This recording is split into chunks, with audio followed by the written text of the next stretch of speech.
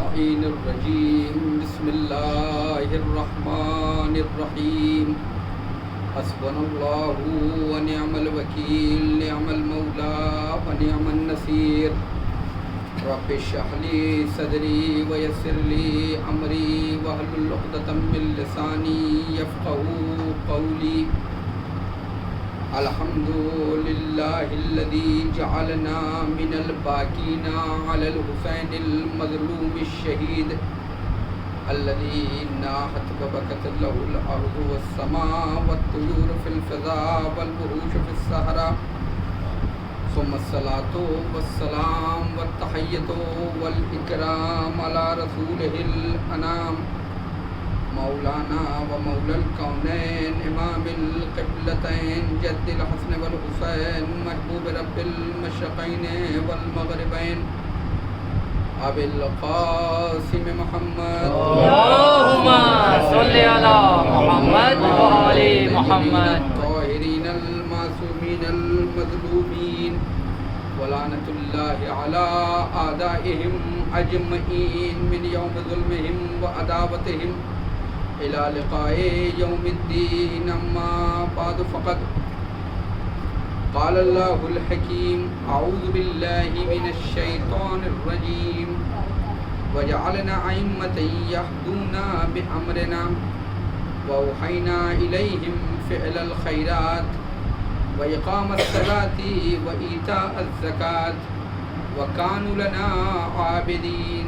اللهم صل على محمد وآل محمد وجل. بزرگان مذہب و ملت برادران ایمانی، سورہ مبارکہ انبیاء کی 72ویں آیت ہے جس کی تلاوت کا شرف حاصل کیا ہے، جس میں اللہ رب العزت ارشاد فرما رہا ہے اور اس آیت میں امامت کے عہدے کو اور انتخاب امامت کو اور امام کے فریضے کو، امام کی شخصیت کو بیان کر رہا ہے۔ ارشاد ہو رہا ہے وَجَعَلْنَا أَئِمَّةً يَهْدُونَ بِأَمْرِنَا، ہم نے قرار دیا ائمہ کو، ہم نے قرار دیا ائمہ کو، یعنی انتخاب ائمہ، جعل ائمہ یہ بندوں کا حق نہیں ہے بلکہ پروردگار کا حق ہے۔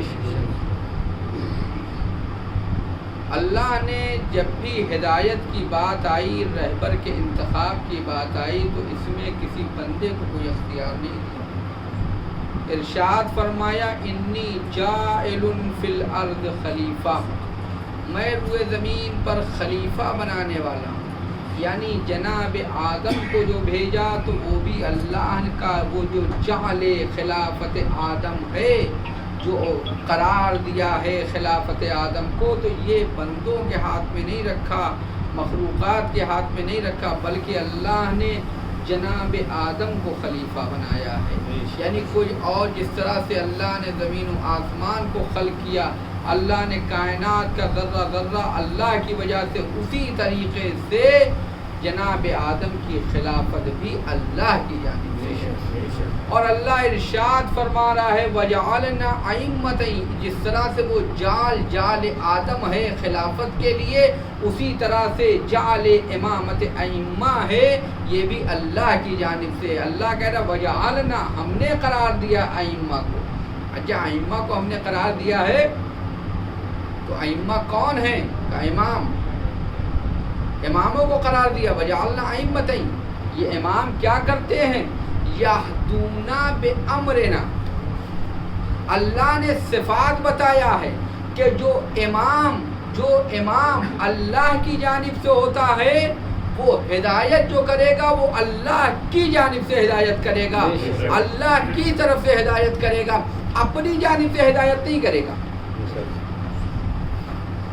حدیث میں آپ کے سامنے پیش کروں، علامہ مرتضیٰ عسکری رحمۃ اللہ علیہ نے اپنی کتاب میں لکھا ہے، اس حدیث کو نقل کیا 8ویں امام سے، اور انہوں نے اپنے آبائے طاہرین سے اور اسی طریقے سے وہ رسول اللہ تک پہنچا، رسول اللہ نے جبریل سے، اور جبریل سے اللہ نے فرمایا کہ جب کہنے والا کوئی بات کہتا ہے جب کہنے والا کوئی بات کہتا ہے تو جو سنتے ہیں وہ اس کی عبادت کرتے ہیں، یعنی کہنے والا کوئی بات کہہ رہا ہے تو جو سن رہا ہے وہ اس کی عبادت کر رہا ہے، جو سن رہا ہے وہ اس کی عبادت کر رہا ہے۔ کہ اگر کہنے والا اللہ و رسول کی بات کر رہا ہے، اگر کہنے والا اللہ و رسول کی بات کر رہا ہے تو سننے والے اللہ کی عبادت کر رہے ہیں۔ اگر کہنے والا اللہ اور رسول کی بات کرے گا تو سننے والا اللہ کی عبادت کرے گا۔ یعنی ایک انسان آیا ہے جو اللہ کی بات کر رہا ہے، رسول کی بات کر رہا ہے، حدیث رسول بیان کر رہا ہے، قرآن کی آیت کو بیان کر رہا ہے، یہ تمام چیزیں جو بیان کر رہا ہے تو جو لوگ سن رہے ہیں وہ عبادت کر رہے ہیں۔ اب آپ سمجھے مجلس و سننا کیوں عبادت ہے؟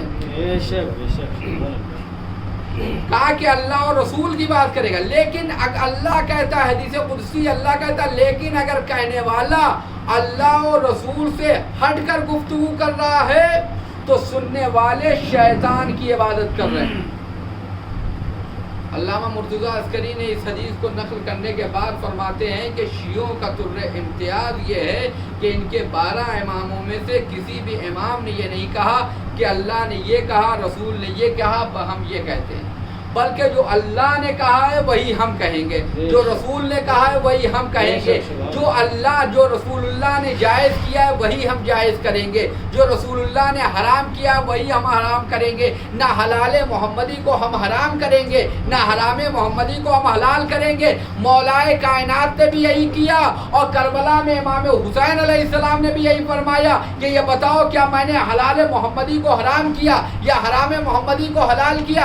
یعنی اندازہ کر لگا رہے ہیں، لوگوں کو بتا رہے ہیں، دنیا کے سامنے سمجھا رہے ہیں، دنیا کو سمجھا رہے ہیں کہ یاد رکھنا حسین اللہ کی جانب سے امام ہے، حسین جو بتائے گا وہ اللہ اور رسول کی بات ہوگی، اور جس سے حسین روکے گا وہ اللہ اور رسول سے ہٹ کے ہوگی۔ ایک تلوار پڑھ دیں۔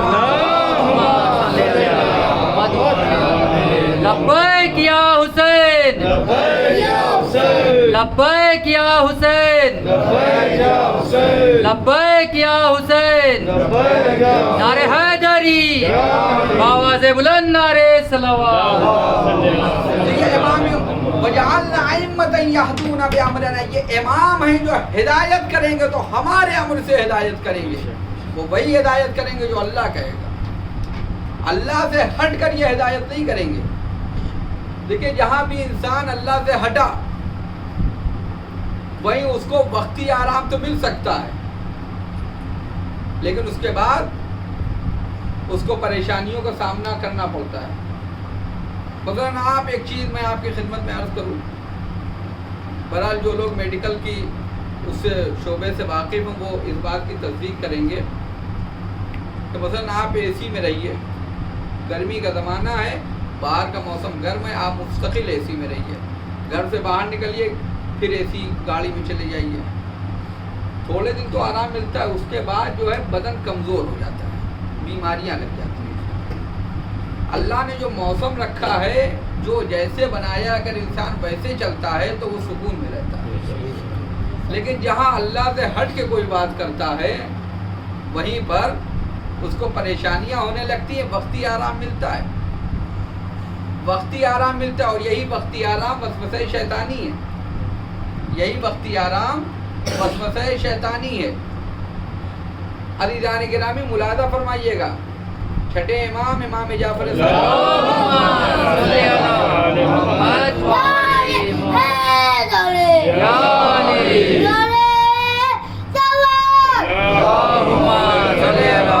صحابی آئے اور ان کو پریشانی سی، ان کے پیٹ میں درد ہوتا تھا، تو ان کو ڈاکٹر نے کہا تھا کہ اس کا علاج جو ہے شراب ہے، اس کا علاج جو ہے شراب ہے۔ انہوں نے کہا نہیں، جب شریعت میں حرام ہے تو حرام ہے، ہم اسے نہیں پئیں گے۔ ایک مرتبہ درد شدید ہوا تو گھر والوں نے زبردستی تھوڑا منہ میں ٹپکا دیا، جس سے وقتی آرام ملا۔ آئیے امام کی خدمت میں، امام سے عرض کیا کہ مولا ایسا مسئلہ ہے، یہ بیماری ہے، اور اللہ نے اور ہمارے گھر والوں نے وقتی آرام ملا۔ امام نے کہا یہ بتاؤ کہ جب تم نے شراب پیا اس کے بعد تمہیں آرام ملا؟ کہاں ملا؟ کہا اس کے بعد پھر درد ہوا؟ کہاں پھر درد ہوا؟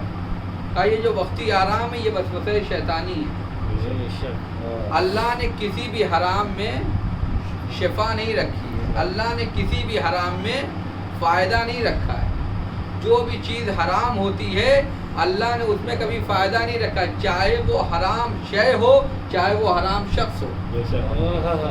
جہاں بھی کوئی بھی برا ہو، اگر آپ یہ سوچئے کوئی دین کا بھی کام کرنا چاہتے ہیں لیکن اگر کسی برے کی مدد لے لی تو پھر وہ دین کا کام چلنے والا نہیں ہے. دین کا کام کر رہے ہیں آپ،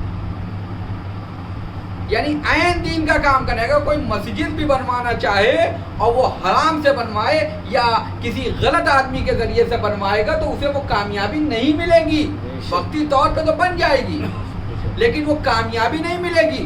اور یہ دلیل ہے عزیزوں، ہمارے ائمہ نے اس کی دلیل دی ہے. جب امیر المومنین کے حق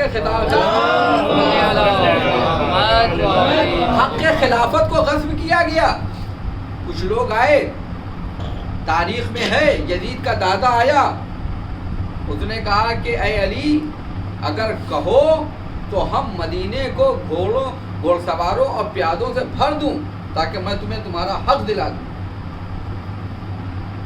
اگر وہ چاہتا ایسا نہیں ہے، بلکہ وہ جتنے بھی فتح مکہ سے پہلے جتنی بھی اسلام کے خلاف جنگیں ہوئی ہیں اس میں وہ ایک اہم پوسٹ پہ تھا، ایک اس کی شخصیت تھی. ایسے ہی نہیں کہ آج مکے میں آل سعود نے اس کے نام کا مارکیٹ بنا رکھا ہے، اس کی اپنی ایک شخصیت تھی. کہا کہ اے علی اگر کہو تم باہر نکلو، یہ جو سقیفہ میں تمہارے خلاف میٹنگ ہوئی اور خلافت کسی اور کو مل گئی، اگر کہو.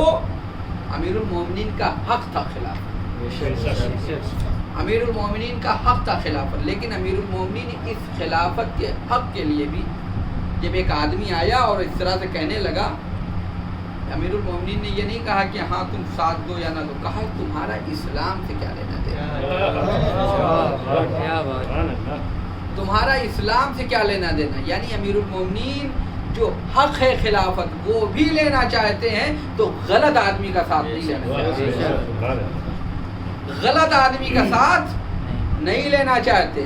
کیونکہ جب غلط آدمی کا ساتھ انسان لیتا ہے وقتی طور پہ آرام ملتا ہے، لیکن چونکہ یہ بے دین ہوتا ہے، چونکہ یہ بے دین ہوتا ہے، یہ انسان اچھا نہیں ہوتا ہے، لہذا اس کے اثرات بھی بعد میں غیر مرتب ہوتے ہیں. آپ دنیا میں دیکھ لیجئے، ایک برا آدمی ہے، وقتی طور پہ آیا دیندار بن گیا ہے، وہ دینی کام کر رہا ہے، لوگ سمجھے بڑا دیندار ہو گیا ہے، لیکن جہاں اس کا معاملہ حل ہوا وہیں اس کی اصلیت سامنے آ جاتی ہے. تاریخ میں ہے کہ عبد الملک ابن مروان کہ کون ہے، اس کا بیٹا ہے ولید ابن عبد الملک، یہ اموی بادشاہ ہے. یہ باپ بیٹے میں سے کوئی ایک ہے کہ اسے حمامت المسجد کہتے تھے. حمامہ کہتے ہیں کبوتر کو، حمامت المسجد یعنی مسجد کا کبوتر. مسجد میں بیٹھا رہتا تھا، یا تو اس کا مشغلہ یا تو نماز پڑھتا تھا یا تو قرآن پڑھتا تھا، دو میں سے ایک کام کرتا تھا. ہر وقت مسجد میں رہتا تھا، ہر وقت قرآن یا نماز یہ کرتا رہتا تھا. لوگ سمجھے بڑا مومن آدمی ہے، لوگ سمجھے بڑا مومن آدمی. لہذا جب اس کے باپ کا انتقال ہوا تو لوگوں نے آ کے اس کو خلافت کی مبارکباد دی مسجد میں. جیسی خلافت کی مبارکباد دی ویسے ہی اس نے قرآن کو بند کیا کہ اب ہم سے تمہاری ملاقات قیامت کے دن. آپ نے دیکھا یعنی انسان ظاہراً عبادت کر رہا ہے، ظاہراً قرآن پڑھ رہا ہے، ظاہراً نماز پڑھ رہا ہے، لیکن جیسے ہی منصب ملا ویسے ہی سب کچھ بھول گیا، سب کچھ بھول گیا. اور پھر عزیزان گرامی یہ سب کچھ بھول گیا. یہ آیا ہی تھا مسجد تک تاکہ اس کو خلافت مل جائے، ادھر خلافت ملی ادھر مسجد کو چھوڑ دیا. لہذا وہ برے لوگ سماج کے جو برے ہیں اگر وہ کبھی نیکی کی طرف آنے لگتے ہیں تو ایسا نہیں ہے کہ یہ آپ کی نیکی میں آپ کے مددگار ہوں گے، ان کو اپنا مطلب حاصل کرنا ہے. جب تک ان کا مطلب حاصل نہیں ہوگا تب تک یہ آپ کے ساتھ ہوں گے. جہاں ان کا مطلب حاصل ہوا وہی یہ آپ کے مخالف ہو جائیں گے. ایک سلوات پڑھ دیں.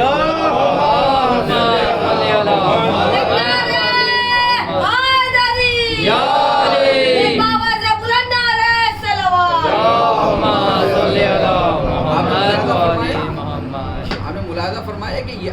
عالم ہے، یہ عالم ہے کہ اللہ فرما رہا ہے کہ وَجَعَلْنَا أَئِمَّةً يَهْدُونَ بِأَمْرِنَا، کہ ہم نے اماموں کو قرار دیا ہے جو ہماری جانب سے لوگوں کی ہدایت کرتے ہیں۔ وَأَوْحَيْنَا إِلَيْهِمْ فِعْلَ الْخَيْرَاتِ، اور ہم نے ان کو وحی کی ہے، حکم دیا ہے نیک کاموں کا، کار خیر کا حکم دیا ہے، کار خیر کا حکم دیا ہے۔ تو کیسا کار خیر ہوتا ہے؟ کا امام جو بھی کرے وہی کار خیر، اور جو کام نہ کرے وہ کار خیر نہیں ہے۔ اگر امام نماز پڑھ رہا ہے تو یہ خیر ہے، اگر امام نماز نہیں پڑھ رہا ہے تو خیر نہیں ہے، اگر امام روزہ رکھ رہا ہے تو خیر ہے، اگر امام روزہ نہیں رکھ رہا ہے تو خیر نہیں ہے۔ امام اگر حج کر رہا ہے تو یہی خیر ہے، اور اگر 8 ذی الحجہ کو عین حج کے دن مکے کو امام حسین چھوڑ رہے ہیں، حج نہیں کر رہے تو یہ بھی خیر ہے۔ صلوات پڑھ دیں علی والوں کی تاریخ پڑھیے، علی والوں کی تاریخ پڑھیے، علی والے کیسے تھے۔ جب ساسا بن سوہان امیر المومنین کے صحابی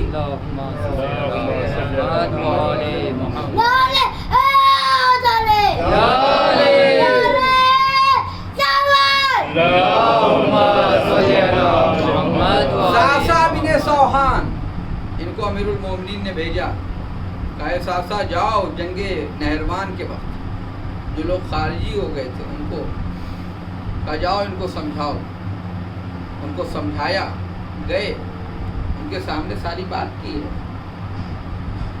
آپ کو پورا واقعہ اگر جنگ صفین کا معلوم ہو تو امیر المومنین کو پہلے قرآن نیزے پہ دکھایا گیا، امیر المومنین منع کریں دھوکے میں نہ ہو، یہ قرآن نہیں ہے، یہ جو نیزے پہ بلند ہے یہ قرآن نہیں ہے، یہ صرف کاغذ ہے، قرآن ناطق میں ہوں، میری بات سنو۔ لیکن لوگ نہ مانے، لوگ نہ مانے، اور جب لوگ نہ مانے تو پھر مسئلہ حکمیت تک پہنچا، اور حکمیت میں نقصان اٹھانا پڑا۔ یاد رکھیے گا جب انسان اپنے رہبر، اپنے قائد، اپنے پیشوا کی بات نہیں مانتا ہے تو نسلوں کو نقصان اٹھانا پڑتا ہے، نسلوں کو نقصان اٹھانا پڑتا ہے۔ نہیں مانا، جب وہ نہیں مانا تو اب جب ساری باتیں ہو گئی، دھوکہ کھا گئے، تب یہ خارجی ہو گئے، یہ بھی امیر المومنین کے خلاف ہو گئے، ان کو دھوکہ دیا ابو موسیٰ اشعری نے، لیکن یہ خلاف ہوئے امیر المومنین کے۔ پورا مولانا تو پوچھیے گا، مولانا ولی الرحمن صاحب اللہ تشریف فرمائیں، انہوں نے دھوکہ کھائی ہے، لیکن اپنی ساری غلطیاں تھوپ دی امیر المومنین کے اوپر، اور امیر المومنین کی توہین کرنے لگے، اور جنگ کے لیے آمادہ ہو گئے۔ امیر المومنین نے بھیجا جناب ساسا بن سوہان کو، اور ظلم اور دہشت گردی کرنے لگے۔ کیسے کیسے ظلم اور دہشت گردی کی ہے کہ وہ تاریخیں ہیں خارجیوں کی، اور انہوں نے جب ساسا بن سوہان گئے ان کو سمجھانے لگے، کہا تم ایسا کیوں کر رہے ہو؟ اور جب وہ کوئی بات نہیں مان پائے، آپ نے بھی دیکھا ہوگا آخر میں کہتے اچھا آپ میری جگہ ہوتے تو کیا کرتے؟ تو خارجیوں کا جو سردار تھا اس نے کہا یہ بتاؤ کہ اے ساسا اگر علی میری جگہ ہوتے اور ہم علی کی جگہ ہوتے تو پھر تم کس کا ساتھ دیتے؟ اگر میں علی کی جگہ ہوتا اور علی میری جگہ ہوتے تو پھر تم کس کا ساتھ دیتے؟ جناب ساسا بن سوہان نے کہا کیسی باتیں کرتے ہو، جدھر علی ہوں گے میں ادھر ہی رہوں گا، جدھر علی ہوں گے ہم ادھر ہی رہیں گے، ہم اسی کا ساتھ دیں گے جو علی کے ساتھ ہوگا۔ کیوں؟ کیونکہ پیغمبر نے فرمایا ہے الحق مع علی والعلی مع الحق، حق اسی طرف ہے جس طرف علی ہیں، اور علی بھی اسی طرف ہے جس طرف حق ہے۔ پھر پیغمبر نے فرمایا کہ اے پروردگار، یہ نہیں کہا پروردگار علی کو حق کی طرف موڑ دے، بلکہ کہا پروردگار حق کو ادھر ادھر موڑ دے، حق کو ادھر ادھر موڑ دے جدھر علی ہے علی ہیں۔ یعنی پتہ یہ چلا اگر علی مسجد میں ہے تو حق مسجد میں ہے، علی محراب میں ہے تو حق محراب میں ہے، علی ممبر پہ ہے تو حق ممبر پہ ہے، علی زیر ممبر ہے تو حق زیر منبر ہے، علی جنگ میں ہے تو حق جنگ میں ہے، علی جہاں ہے وہاں پر ہے۔ اور آپ نے اگر زیارت پڑھی ہو تو زیارت میں ہم کیا پڑھتے ہیں؟ زیارت جامعہ، زیارت آل یاسین اور اس طرح کی جتنی زیارتیں، آپ اس کا کبھی ترجمہ پڑھیے، اس میں کیا بیان ہوتا ہے؟ اس میں 12 اماموں کو مخاطب کر کے کہتا ہے، ظاہر کہتا ہے وَالْحَقُّ مَا رَضِيتُمُوهُ، حق وہ ہے جس سے آپ راضی ہیں۔ 12 اماموں کی جب زیارت پڑھتا ہے انسان، یہی کہتا وَالْحَقُّ مَا رَضِيتُمُوهُ، حق وہی ہے جس سے آپ راضی ہیں، یعنی 12 امام راضی ہیں، وہی حق کے اوپر ہے۔ اب یہ نہ کہو فلاں حق پہ فلاں حق پہ، حق پہ وہی ہوگا جس سے اہل بیت راضی ہوں گے، جس سے امام راضی ہوں گے۔ پھر ظاہر کہتا ہے اسی زیارت کا فقرہ ہے والباطل، اور باطل وہ ہے ما اسخطتموہ، جس سے آپ ناراض ہیں، یعنی حق پہ وہی ہوگا جس سے اہل بیت راضی ہو، باطل پہ وہی ہوگا جس سے اہل بیت ناراض ہو۔ جو لوگ بھی اہل بیت کے ساتھ تھے وہ حق پہ تھے۔ اور علی والوں کے لیے میں آپ کے سامنے عرض کر دوں کہ علی والوں نے نہ اپنی جان کی کبھی پرواہ کی، نہ کبھی مال کی پرواہ کی۔ یہ سب باتیں ایسی نہیں ہیں کہ جسے یہ کہا جائے کہ صرف زبانی باتیں ہیں، بلکہ علی والے جو تھے ان کے اندر انہوں نے اپنے لیے کچھ نہیں سوچا، جو بھی وہ سوچتے تھے کہ میرا مولا کس سے راضی ہے۔ دنیا کی پریشانیوں کے سامنے کبھی سودا نہیں کیا علی والوں نے، کبھی سودا نہیں کیا دنیا کی پریشانیوں کے سامنے۔ ابھی چند برس پہلے آپ نے دیکھا کہ داعش نے سیریا میں جناب حجر بن عدی کے روضے کو مسمار کر دیا تھا، جناب حجر کے روضے کو مسمار کر دیا تھا داعش نے۔ یہ جناب حجر کون ہے؟ یہ جناب حجر امیر المومنین کے صحابی ہیں۔ آپ ان کی تاریخ پڑھیے کہ یہ حجر کیسے تھے۔ حجر کو شہید کیا گیا، لیکن اس سے پہلے ان کو اسیر کیا گیا تھا۔ ان کے بیٹے جناب عبد الرحمن بن حجر کو بھی اسیر کیا گیا۔ یہ تمام لوگ اسیر ہیں، اور مطالبہ یہ ہے کہ علی سے اظہار بیزاری کرو، علی سے اظہار بیزاری کرو۔ یہ نہیں مانے، رات بھر غل و زنجیر، صبح ہوئی کہا اب کیا ارادہ ہے؟ کہا کل جو ارادہ تھا۔ اب کیا ارادہ ہے؟ کہا کل جو ارادہ تھا۔ کہا کیا کرو گے؟ کہا کل جو کیا تھا۔ توجہ چاہتا ہوں عزیزان گرامی، جناب حج نے کہا کہ بس ہمیں اتنی اجازت دو کہ ہم نماز وضو کریں۔ وضو کیا، اور وضو کرنے کے بعد نماز پڑھی، اور نماز پڑھنے کے بعد کہا کوئی آخری خواہش؟ ابھی بھی ابو تراب کے اوپر سے اظہار بیداری کرو۔ انہوں نے ابن زیاد پہ اور ابن زیاد پہ اور یزید کے باپ پہ، دادا پہ سب سے اظہار بیداری کیا۔ کہا کہ اب بتاؤ کیا کرنا ہے؟ کہا میری تم سے صرف ایک خواہش ہے۔ توجہ چاہتا ہوں، غور سے سنیے گا، میری تم سے ایک خواہش ہے، ایک تمنا ہے۔ کہا کیا تمنا ہے؟ کہا کہ بس ایک کام کرو کہ مجھ سے پہلے میرے بیٹے کو قتل کر۔ انسان اپنا غم، صاحبان اولاد ہیں جانتے ہیں، اپنا غم برداشت کر لیتا ہے، لیکن اگر اولاد کو تکلیف ہو جائے تو برداشت نہیں، تو وہ بھی جوان اولاد خاک و خون میں باپ کے سامنے ایڑیاں رگڑے۔ جناب حجر نے کہا کہ میرے بیٹے کو مجھ سے پہلے قتل کر دو۔ دشمن یہ سمجھا کہ اس سے حجر کو زیادہ تکلیف ہوگی، اس سے حجر کو زیادہ تکلیف ہوگی۔ اس نے کہا ہاں ہم بھی یہی چاہتے ہیں۔ اس نے تلوار چلائی اور جناب حجر کے بیٹے جناب عبد الرحمن بن حجر شہید ہو گئے۔ کہا اب مجھے قتل کر دو۔ مسکرائے، اللہ کا شکر ادا کیا۔ جناب حجر نے بیٹے کی شہادت پہ اللہ کا شکر ادا کیا، کہا اب میں مطمئن ہوں، اب تم مجھے قتل کرنا چاہتے ہو تو قتل کر دو۔ وہی پوچھ لیا کہ اچھا یہ تمام چیزیں قتل تو کروں گا، لیکن یہ بتا دو یہ فلسفہ کیا ہے؟ اپنے سے پہلے اپنے بیٹے کو قتل کروا دیا۔ یہ توجہ چاہتا ہوں، اپنے سے پہلے اپنے بیٹے کو قتل کروا دیا۔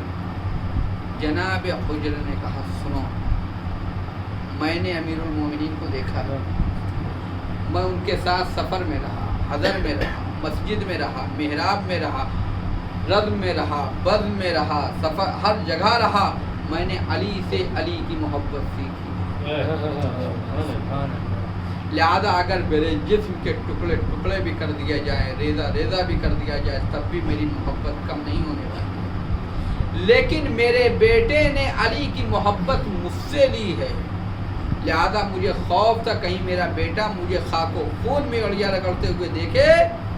میں نے اسے دیکھا، میں نے برداشت کر لیا کیونکہ میرے دل میں علی کی محبت تھی، لیکن اب وہ کہیں دیکھتا کہیں وہ ہماری محبت میں دین علی سے منحرف نہ ہو جاتا، لہذا میں نے چاہا کہ علی کے محبت پہ میرا بیٹا ایک صلوات پڑھ دے محمد اللہم صلی علی محمد و علی محمد یا علی اللہم صلی علی محمد و علی محمد۔ فرمایا کہ یہ ہے محبت علی، یہ ہے محبت علی، ایسے تھے علی والے۔ وجعلنا ائمۃ یہدون بامرنا، کہ ہم نے قرار دیا ائمہ کو، وہ ائمہ ہیں جو امر پروردگار سے ہدایت کرتے ہیں۔ اللہ نے ان کو حکم دیا ہے کہ وہ فعل خیرات کریں، اقامت صلاۃ، نماز کو قائم کریں، و ایتاء الزکات، اور زکوٰۃ کو ادا کریں۔ نماز کو قائم کریں۔ نماز کیا ہے؟ نماز دین کا ستون ہے۔ نماز انسان کو برائیوں سے روکتی ہے۔ لیکن عزیزان گرامی، میں آپ کے سامنے ایک جملہ کہہ دوں، دیکھیے ہر عبادت کا کوئی نہ کوئی فائدہ ہے، قرآن میں بھی حدیث میں بھی۔ مثلا نماز کے لیے آپ پڑھیے، قرآن کیا کہتا ہے؟ نماز کہتا ہے قرآن کے ان الصلاۃ تنہی عن الفحشاء والمنکر، نماز انسان کو برائیوں سے اور فحش سے اور منکرات سے روکتی ہے۔ دوسری جگہ پہ اقیم الصلاۃ لذکری، نماز کیا ہے؟ اس کا فائدہ یہ کہ انسان ذکر خدا کرتا ہے۔ پھر اس کے بعد آپ دیکھیے کہ نماز کا فائدہ اسی طریقے سے اور حدیثوں میں جائیے، ان قبلت قبل ما سواہا و ان ردت ردت ما سواہا، کہ اگر نماز قبول تو تمام اعمال قبول ہو جائیں گے۔ یعنی اس کے علاوہ یہ تمام چیزیں دیکھیں، نماز کا فائدہ کیا ہے؟ انسان برائیوں سے دور رہتا ہے۔ نماز کا فائدہ یہ ہے کہ انسان ذکر خدا کرتا ہے، اللہ سے بات کرتا ہے۔ نماز اللہ کا حق ہے، نماز اللہ کا حق ہے۔ لیکن عزیزان گرامی، اسی طرح روزے میں آپ دیکھیں، روزے کے لیے کتب علیکم الصیام کما کتب علی الذین من قبلکم لعلکم تتقون۔ روزے کا فائدہ یہ ہے کہ انسان متقی بن جاتا ہے، انسان متقی بن جاتا ہے۔ روزے کا فائدہ یہ ہے کہ انسان تقوی پیدا ہو جاتا ہے، انسان کے اندر انسان متقی بن جاتا ہے، تقوی اس کے اندر پایا جاتا ہے۔ اسی طریقے سے آپ تمام کے تمام چیزوں میں فائدے دیکھیے، سب کے فائدے اپنے اپنے ہیں، لیکن سب کے فائدے محدود ہیں۔ لیکن یہ عزاداری حسین، یہ مجلس حسین وہ افضل عبادت ہے جس کے فائدے لامحدود ہیں۔ یہاں پہ صرف منکرات سے انسان دور نہیں ہوگا، بلکہ انسان کو راہ ہدایت ملے گی۔ انسان کے لیے تمام راستے ہیں، دنیا کے بھی راستے ہیں، آخرت کے بھی راستے ہیں۔ تمام راستوں کی رہنمائی اسی عزاداری کے ذریعے ہوگی۔ ایک صلوات پڑھ دیں۔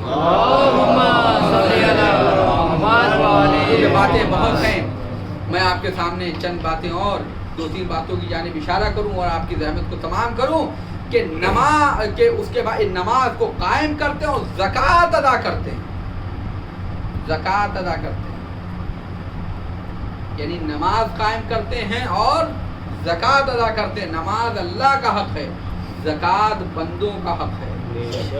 ایک انسان ایک وقت میں ایک ہی عبادت کرتا ہے، یا نماز پڑھ لے گا یا زکوٰۃ دے دے گا، لیکن عزیزان گرامی جو کام دونوں ایک ساتھ کرے اسی کو اللہ امام بناتا ہے۔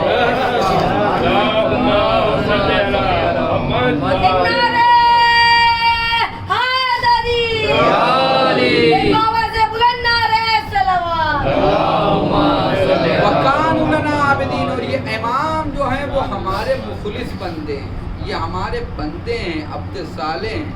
عزیزان گرامی ملاحظہ فرمائیے، بندگی بندے ہیں، یہ اللہ نہیں ہے۔ اسی لیے امیر المومنین نے فرمایا کہ ہمارے سلسلے میں دو لوگ گمراہ ہو گئے، نہج البلاغہ میں ہے، کہ وہ محب جو غلو کر گئے، جو محب جو غلو کر گئے، آپ ملاحظہ فرمائیے، جو غالی ہو گئے، جنہوں نے علی کو خدا کہہ دیا، یہ ہلاک ہو گئے، گمراہ ہو گئے. جیسے نصیری، انہوں نے علی کو خدا کہا تو یہ گمراہ ہو گئے، رائے ہدایت سے ہٹ گئے. اور اسی طریقے سے وہ بھی گمراہ ہو گئے جنہوں نے علی کو امام کیا، جنہوں نے علی کو امام نہیں مانا. یعنی اگر کوئی بندگی یعنی خدائی تک پہنچا وہ بھی گمراہ ہو گیا، اور جس نے علی کو مقام علی سے، مقام ولایت سے، مقام امامت سے کم سمجھا وہ بھی گمراہ ہوا، وہ بھی گمراہ ہوا. علی کون ہے؟ علی جانب پیغمبر ہیں. علی کون ہے؟ وسیع رسول ہیں. علی کون ہے؟ یعنی اللہ نے تمام چیزوں کی جانب اشارہ کیا. یہ چونکہ یہ تفصیلی موضوع ہے، اور اس کے بعد اگر گفتگو کی جائے کہ امیر المومنین کو کیسے مانے، انسان کس منزل پہ ہے، وہاں تک کسی کا دائرہ فکر پرواز نہیں کر سکتا ہے.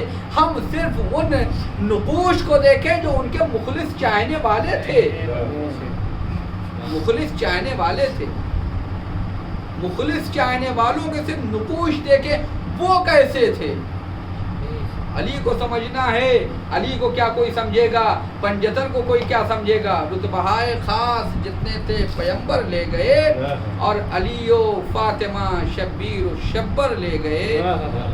مرتبے طاہر بچے تھے دو ہی انسان کے لیے، ایک فضا لے گئیں اور ایک قمر لے گئے. صلوات پڑھیں. یا علی یا علی یا علی مدد حق حیدری. تو عزیزان گرامی، یہ ہیں فضائل امیر المومنین کے. امیر المومنین کے فضائل کیا ہیں، ان کا احاطہ کوئی نہیں کر سکتا. یہ امام اللہ کی جانب سے امام ہے، اور یہ حق ہیں، اور جو بھی ان کے مقابلے میں آئے گا وہ باطل ہے، اور باطل چلتا نہیں ہے. آپ دیکھیے، باطل چلتا نہیں، حق ہمیشہ کامیاب رہتا ہے. اسی لیے دنیا میں لوگ اپنی جان کے لیے، اپنے مال، اپنی جان بچانے کے لیے، اپنے مال کو زیادہ کرنے کے لیے، اپنے عہد و منصب کے لیے دنیا میں لوگ ظلم و زیادتی کرتے ہیں، دوسروں کا مال غصب کرتے ہیں، عدالت سے کام نہیں لیتے ہیں. لیکن علی ابن ابی طالب وہ امام ہیں کہ جن کو ان کے کثرت عدالت کی بنیاد پہ محراب عبادت میں شہید کیا گیا. دنیا میں کوئی ایسا نہیں ہے جیسے امیر المومنین تھے. دشمن کے ساتھ بھی عدالت سے جو کام لے اسے علی کہتے ہیں.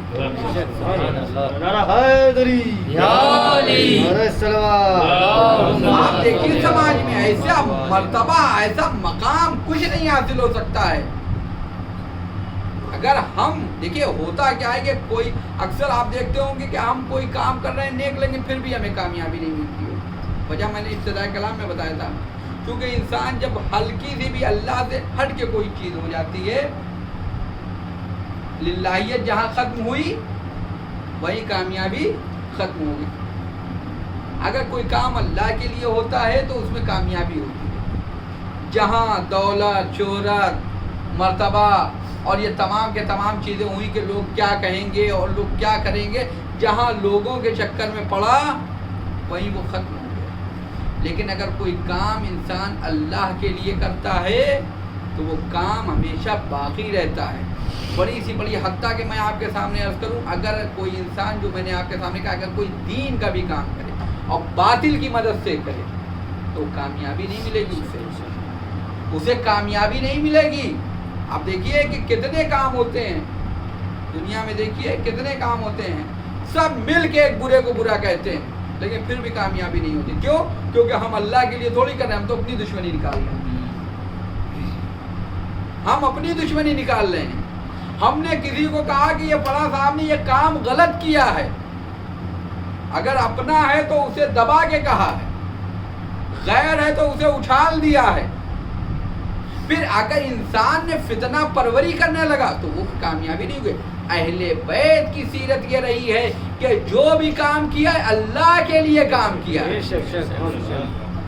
دنیا میں اگر کوئی دیتا، دیکھیے کچھ چیزیں ایسی، اگر آپ دیکھیں 2 جگہ آپ کسی کے بھی گھر زیادہ آنے جانے لگی ہے، وہ سمجھ جائے گا، دنیا والے کہیں گے یہ چمچاگیری کر رہے ہیں، وہ بھی سمجھے گا اسے کوئی غرض حاصل ہو گئی ہے۔ دنیا میں صرف 2 گھر ایسے ہیں کہ جہاں آپ جتنا بھی جائیے گا اتنا آپ کی عزت بڑھتی چلی جائے گی۔ ایک اللہ کا گھر مسجد ہے، دوسرے حسین کا گھر ادا خانہ ہے۔ ایک صلوات پڑھ دیں۔ یا رسول اللہ، یا علی، بآواز بلند نعرے صلوات۔ عزیزان گرامی، آپ ملاحظہ فرمائیے کہ یہ انسان کس طرح سے چل رہا ہے، کس طرح سے یہ انسان چل رہا ہے۔ کہا کہ کہاں کامیابی نہیں ملتی ہے، بڑی سی بڑی ایک مرتبہ ایک ہنگامہ ہوا، اس کے بعد ختم ہو گیا۔ اہل بیت کا دنیا مقابلہ نہیں کر سکتی۔ اہل بیت نے جو کام کیا اللہ کے لیے کیا، اللہ نے اسے قائم رکھا، ہمیشہ قائم رکھا۔ ہم کسی کو کچھ دے رہے ہیں تو فیس بک پہ پہلے تصویر آتی ہے، پہلے کہتے تھے کہ نیکی کر کنویں میں ڈال، اور اب نیکی کر فیس بک پہ ڈال۔ پہلے ایک وبا تھی جس سے لوگ ڈرتے تھے، اس کا نام تھا سفلی۔ اب ایک وبا ہے جس کا نام ہے سیلفی۔ انسان جا رہا ہے زیارت کرنے کے لیے، مقام مقدس امام بارگاہ علم، جا رہے بھائی اللہ کے لیے جا رہے، آئو اللہ کے لیے آئے۔ مسجد جا رہے ہیں، اللہ کی عبادت کے لیے گئے ہیں، بتانے کی دنیا کو کیا ضرورت ہے۔ یہ سیلفی جو ہے سفلی سے زیادہ خطرناک ہے، یہ سیلفی سفلی سے زیادہ خطرناک ہے۔ لیکن اہل بیت کا کیا کردار رہا؟ اہل بیت نے روزہ رکھا، 3 دن تک روزہ رکھا۔ افطار کا وقت ہوا، فقیر آیا اٹھا کے دے دیا، مسکین آیا اٹھا کر دے دیا، اسیر آیا اٹھا کے دے دیا۔ کیا کہا قرآن نے؟ قرآن نے کہا انما نطعمکم، ہم کھانا کھلاتے ہیں لوجہ اللہ، اللہ کے لیے کھلاتے ہیں، لا نرید منکم جزاء ولا شکورا، ہمیں نہ کوئی جزا کی امید ہے اور نہ ہی کوئی شکر کا کہ دنیا والے آ کے میرا شکریہ ادا کریں۔ اہل بیت نے اپنے چھوٹے سے گھر میں ایک نیک کام انجام دیا، پنجتن نے، اللہ نے قرآن میں اس کا فضائل پڑھ دیا، قصیدہ پڑھ دیا، قیامت تک اس کا نام ہو گیا۔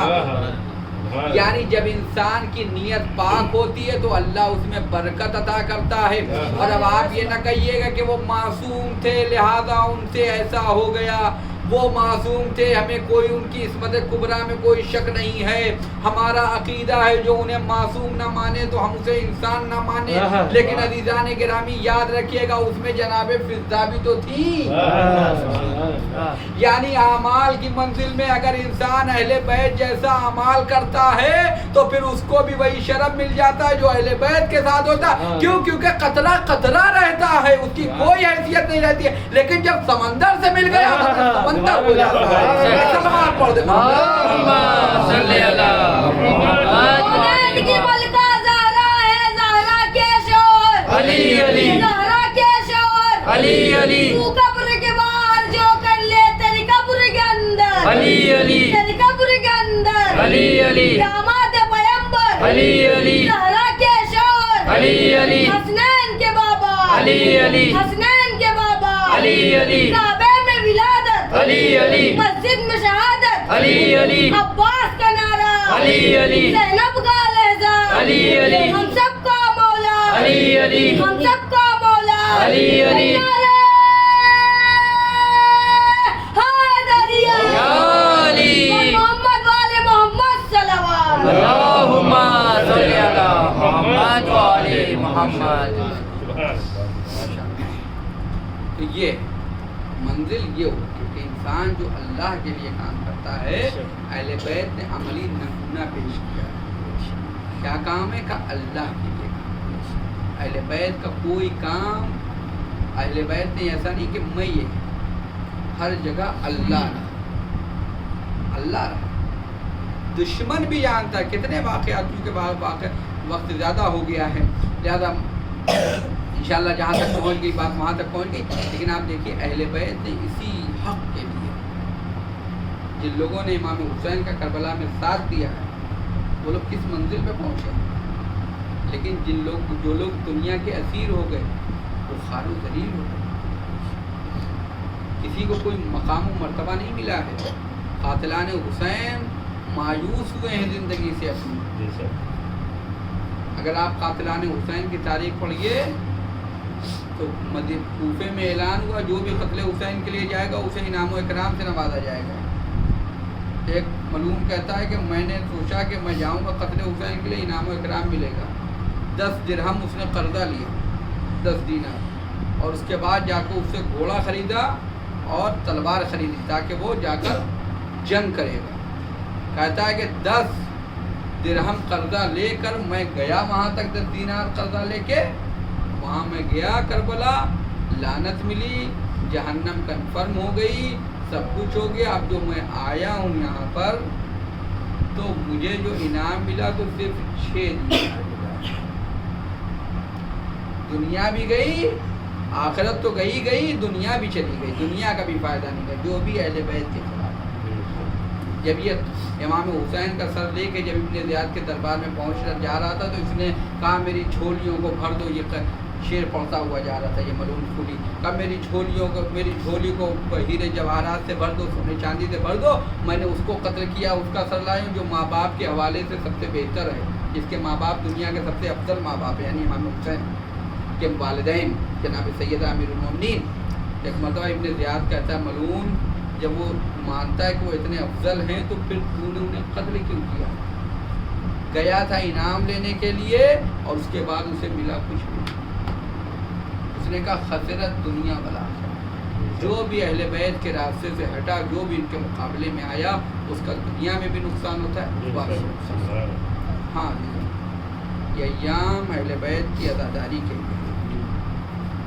امام حسین علیہ السلام کربلا کے میدان میں ایک ایک شہید, ایک ایک ناصر و یاور کے غم اٹھا رہے ہیں, ایک ایک کا غم اٹھا رہے ہیں. اے صاحبان اولاد, آخر میں وہ نوبت آئی ہے کہ امام حسین علیہ السلام اپنے ششماہے کو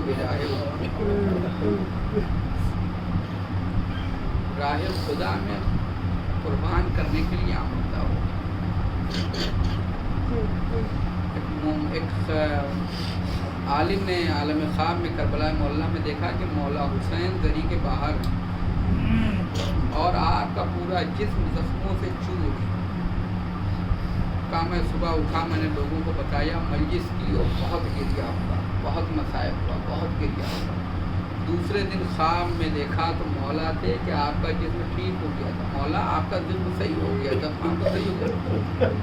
کہا کہ میرے چاہنے والوں, جب تم ہمارے اوپر گریا کرتے ہو تمہارے آنسو حسین کے زخموں کا مرہم, تمہارے آنسو حسین کے زخموں کا مرہم.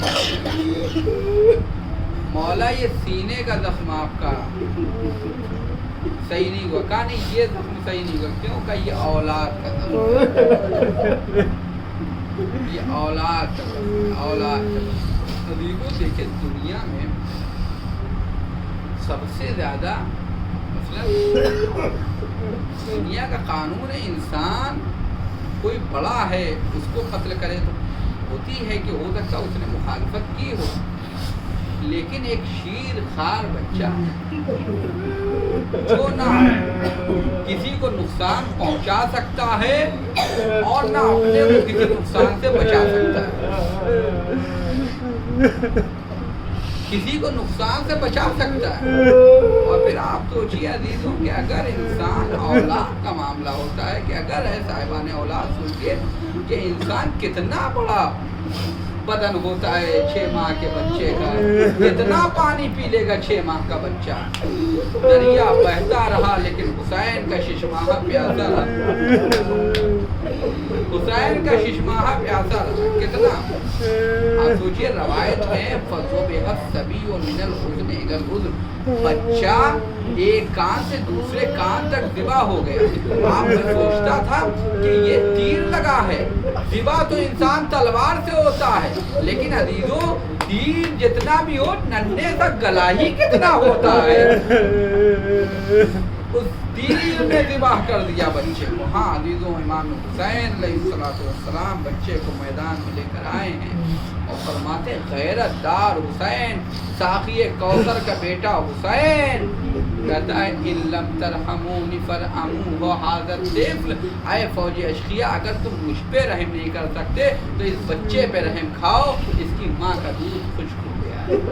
یہ کہہ کے بچے کو زمین پہ لٹایا، کہاں آؤ تم خود پانی پہ۔ تم سوچ رہے ہو کہ حسین اس کے بہانے پانی پی، اپنے ہاتھ سے اور پانی پلایا، کوئی نہ آیا تو امام نے یہ کہتے ہوئے بچے کو آغاز میں کہا اما ترون کیف یتغذى بالعطش، کیا تم نہیں دیکھ رہے ہو کہ میرا بچہ کیسا پیاس سے تڑپ رہا ہے، کیسے پیاس سے تڑپ رہا ہے، میرا بچہ کیسے پیاس سے تڑپ رہا ہے۔ جیسے امام نے یہ جملہ کہا ہے، یہ آپ جانتے ہیں تلذہ، یہ دیکھیں مچھلی کی تین کیفیت ہوتی ہے۔ ایک مرتبہ جب مچھلی پانی سے نکلتی ہے تو وہ اچھلتی ہے، اگر پانی دوبارہ مل گیا تو پھر وہ نارمل ہو جاتی ہے، لیکن اب جب وہ 2-4 مرتبہ اچھلے گی پھر اس کی طاقت ختم ہو جائے گی، اس کے بعد وہ پھڑپڑاتی ہے، اور پھر آخری کیفیت مچھلی کی ہوتی ہے جب نہ وہ اچھل سکتی ہے نہ وہ پھڑپڑا سکتی ہے، کچھ نہیں کر سکتی، بس آخری کیفیت ہوتی ہے کبھی منہ کھولتی ہے کبھی بند کرتی ہے، کبھی منہ کھولتی ہے بند کرتی ہے، اسی کیفیت کو عربی میں تلذی کہتے ہیں۔ حسین فرما رہے ہیں میرا بچہ کیسا تلذی کر رہا ہے، یعنی اب افضل کے ہاتھ پیروں ہادی تو ایک تیر سنسناتا ہوا آیا، ننا سا گلا تھا اصغر کے گلے کو چھیدتا ہوا، حسین کے بازو پہ لگا، حسین آگے بڑھنا چاہتے ہیں کبھی پیچھے ہٹ رہے، زبان میں یہی فقرہ ہے انا للہ و انا الیہ راجعون، یہی وہ موقع تھا اے عزادارو جب تمہیں یاد کیا ہے، اے میرے شیرو کاش کربلا میں ہوتے تو دیکھتے میں کیسے